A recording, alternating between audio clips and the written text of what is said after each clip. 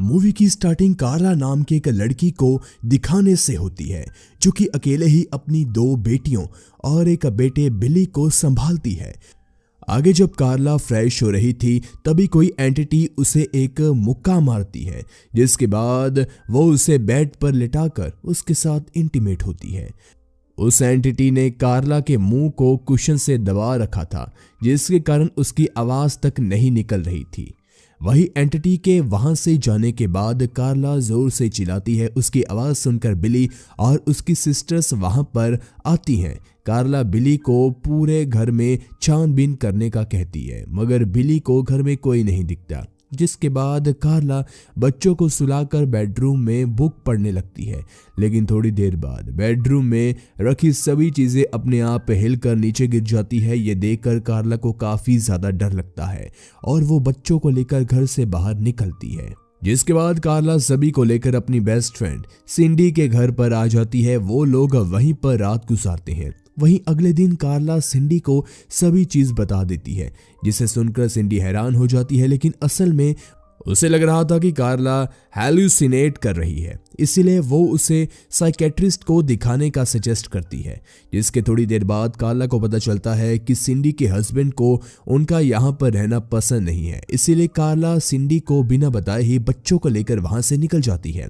वो लोग पूरा दिन बीच पर बिताते हैं और रात होने पर वो वापस अपने ही घर आ जाते हैं। तब कार्ला देखती है कि किसी ने उसके बेडरूम का सारा सामान तहस नहस कर दिया है। तभी उन सभी को अजीब सी आवाज सुनाई देती है, तो बिली चेक करने के लिए जाता है, लेकिन इस बार भी उसे कोई नहीं मिलता। जिसके बाद वो लोग घर में सोने की तैयारी करते हैं और कुछ देर बाद सिंडी भी वहां आ जाती है कार्ला के साथ सोने के लिए। फिर सिंडी और कार्ला उसके बेडरूम में सो जाते हैं। वहीं उन दोनों के सो जाने के बाद हम देखते हैं कि रूम में रखा एक लैंप अचानक से चालू होकर बंद हो जाता है, जिससे हमें पता चलता है कि वो एंटिटी अभी भी इनके घर में मौजूद है।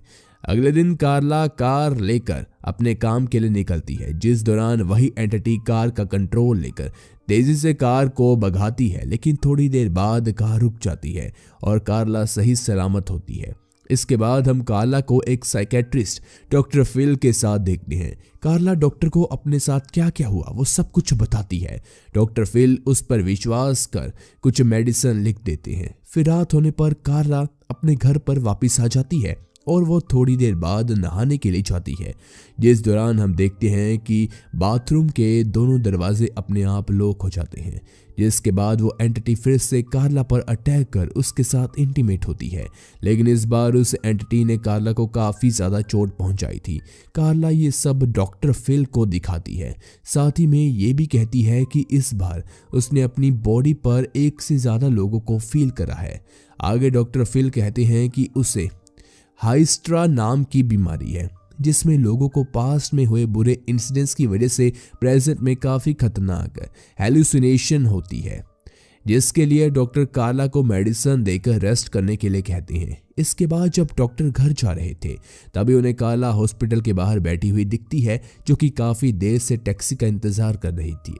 तो डॉक्टर उसे लिफ्ट देने का कहते हैं और कार्ला मान जाती है। वही कार्ला के घर पहुंचने पर डॉक्टर कार्ला के घर को एक बार देखने की रिक्वेस्ट करते हैं कि वो हॉन्टिंग हाउस जैसा दिखता है या नहीं, जिस पर कार्ला मान जाती है और फिर डॉक्टर फिल को अपना घर दिखाती है।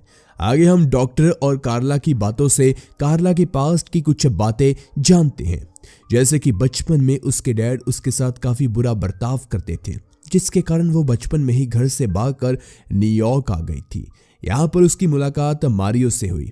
फिर उन दोनों ने शादी कर ली, लेकिन जब कार्ला प्रेग्नेंट थी तब मारियो की बाइक एक्सीडेंट में ही मौत हो गई। जिसके बाद कार्ला की जिंदगी में बॉब नाम का आदमी आया। वो लोग काफ़ी खुश थे, लेकिन बाद में वो भी उसे छोड़कर चला गया। इसके बाद बिली और कार्ला की दोनों बेटियां घर में आती हैं। उन्हें देखकर डॉक्टर वहां से चला जाता है। वही डॉक्टर के जाने के बाद कार्ला अपने बच्चों के साथ डिनर कर रही थी, तभी वो एंटिटी फिर से उस पर अटैक करती है। वही कार्ला को मुसीबत में देखकर बिली उसे बचाने की कोशिश करता है, मगर वो एंटिटी बिली को शॉक देने लगती है, जिसके कारण वो दर्द के मारे काफ़ी ज़्यादा चिल्ला रहा था, लेकिन जल्दी सब कुछ शांत हो जाता है। इसके बाद कार्ला ये सब बात डॉक्टर फिल और उनके साथियों को अगले दिन कॉन्फ्रेंस के दौरान बताती है, लेकिन वो सब कार्ला पर विश्वास नहीं करते। दरअसल उन्हें लगता है कि कार्ला हैलुसिनेट कर रही है और जो उनके बच्चों ने महसूस किया वो और कुछ नहीं बल्कि मास हैलुसिनेशन का एक एग्जाम्पल है। आगे हम कार्ला को उसके करंट बॉयफ्रेंड जेरी के साथ देखते हैं। कार्ला ने जेरी को अभी तक इसके साथ जो कुछ भी हुआ उसके बारे में कुछ भी नहीं बताया था। वही अपने घर पर वापस आने पर कार्ला जब अपने बेड पर सो रही थी तभी वो एंटिटी आकर कार्ला को सेड्यूस करने लगती है, जिसका गुस्से में आकर कार्ला रूम के सारे सामान को तोड़ने लगती है। अगले दिन कार्ला ये बात फिर से डॉक्टर फिल को बताती है। इस पर डॉक्टर फिल उसे हॉस्पिटल में एडमिट करने का कहते हैं क्योंकि वो हैलुसिनेशंस के चक्कर में सुसाइड भी कर सकती थी और उसके बच्चों को भी उससे खतरा था। लेकिन कार्ला इसके लिए मना कर देती है और डॉक्टर फिल से बहस करके हॉस्पिटल से बाहर निकल जाती है। आगे हम कार्ला को सिंडी के घर पर देखते हैं। दरअसल वो अपने घर पर रहने से डर रही थी और जब सिंडी अपने हस्बैंड के साथ बाहर जाती है तब वो एंटिटी सिंडी के घर पर भी आ जाती है और सिंडी के घर की सारी विंडोज को तोड़ देती है। ये नज़ारा सिंडी और उसके हस्बैंड भी देख लेते हैं, जिसके कारण कार्ला को काफ़ी अच्छा लगता है कि इसके अलावा किसी और को भी एंटिटी पर विश्वास है। अगले दिन वो दोनों बुक स्टोर जाकर इन सभी घटनाओं के बारे में जानकारी लेने की कोशिश करते हैं। यहाँ पर कार्ला को जेने और जॉय नाम के दो स्टूडेंट्स मिलते हैं जो कि पारासाइकोलॉजी के स्टूडेंट हैं और वो लोग ऐसे ही घटनाओं पर रिसर्च करते हैं। जिसके बाद कार्ला उन दोनों को अपने घर पर लेकर आती है और वो सब कुछ बताती है जो अभी तक उसके साथ हुआ।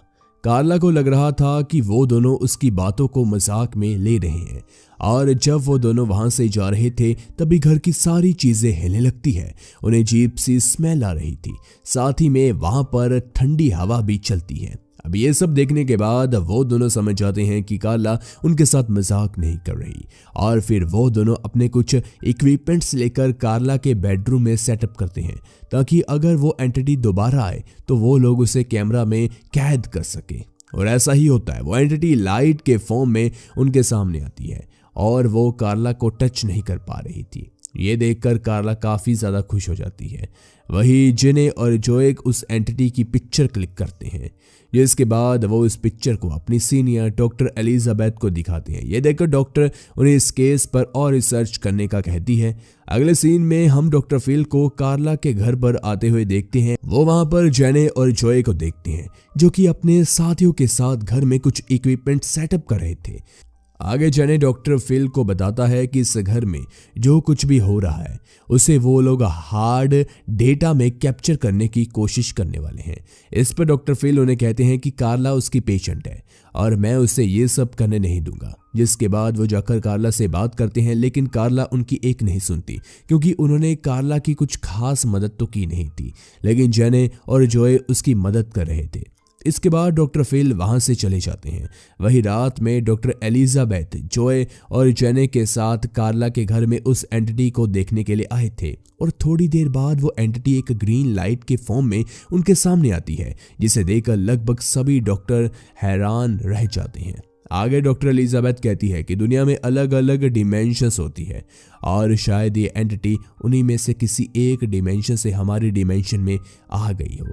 इसके बाद जब सभी डॉक्टर वहां से जा रहे थे तभी जेरी वहां पर आ जाता है। वो इस सब के बारे में कार्ला से पूछता है कि घर में क्या चल रहा है, तो कार्ला उसे सब कुछ सच सच बता देती है कि वो एंटिटी उसके साथ क्या करती है।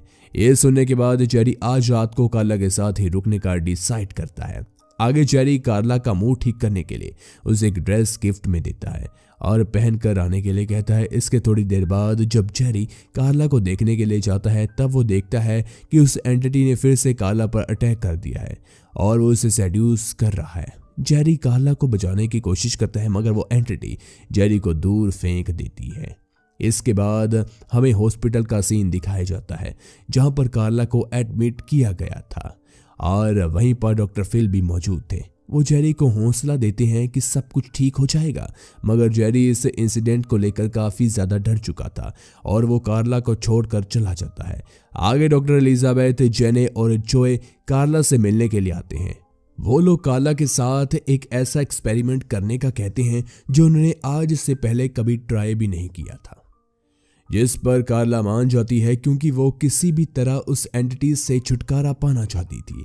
आगे जेने उनके एक्सपेरिमेंट के बारे में बताता है कि वो लोग किसी तरह उस एंटिटी के ऊपर लिक्विड नाइट्रोजन डाल देंगे, जिसके कारण वो एंटिटी फ्रीज हो जाएगा और फिर वो उसे आसानी से डिस्ट्रॉय भी कर पाएंगे। इसके बाद आगे डॉक्टर एलिजाबेथ और जॉय कार्ला को उसके घर की सेम टू सेम कॉपी दिखाते हैं जिसे उन लोगों ने बनाया था उस एंटिटी को पकड़ने के लिए, जिसमें एक प्रोटेक्टेड एरिया भी था ताकि अगर वो एंटिटी कार्ला पर अटैक करती है तो कार्ला को उस प्रोटेक्टेड एरिया में जाना होगा और फिर डॉक्टर एलिजाबेथ के साथ ही उस एंटिटी के ऊपर लिक्विड नाइट्रोजन स्प्रे कर उसे फ्रीज कर देंगे।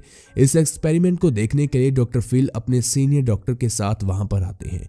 इसके बाद जब कार्ला आराम कर रही थी तभी वहां पर ठंडी हवा चलने लगती है, जिससे सब समझ आते हैं कि वो एंटिटी वहां पर आ गई है। इसलिए जेने कार्ला को प्रोटेक्टेड एरिया में जाने के लिए बोलता है, लेकिन कार्ला के प्रोटेक्टेड एरिया में जाने से पहले ही वो एंटिटी लिक्विड नाइट्रोजन सिस्टम को कंट्रोल कर उसे कार्ला पर ही स्प्रे करने लगती है।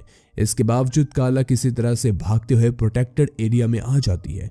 तभी सिस्टम फेलियर की वजह से लिक्विड नाइट्रोजन के सिलेंडर ब्लास्ट हो जाते हैं और वो लिक्विड कार्ला के ऊपर गिरने ही वाला था कि तभी सही वक्त पर डॉक्टर फिल आकर कार्ला को वहां से बाहर निकाल लेते हैं।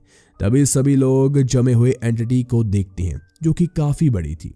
सभी लोग उसे देखकर हैरान थे, लेकिन जल्दी वो एंटिटी बर्फ को तोड़कर वहां से भाग जाती है।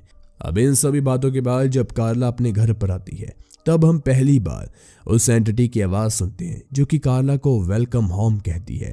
जिसके बाद कार्ला अपने बच्चों को लेकर ना ये घर बल्कि सिटी छोड़कर वहां से निकल जाती है। और गाइस, इसी के साथ हमारी ये मूवी खत्म हो जाती है।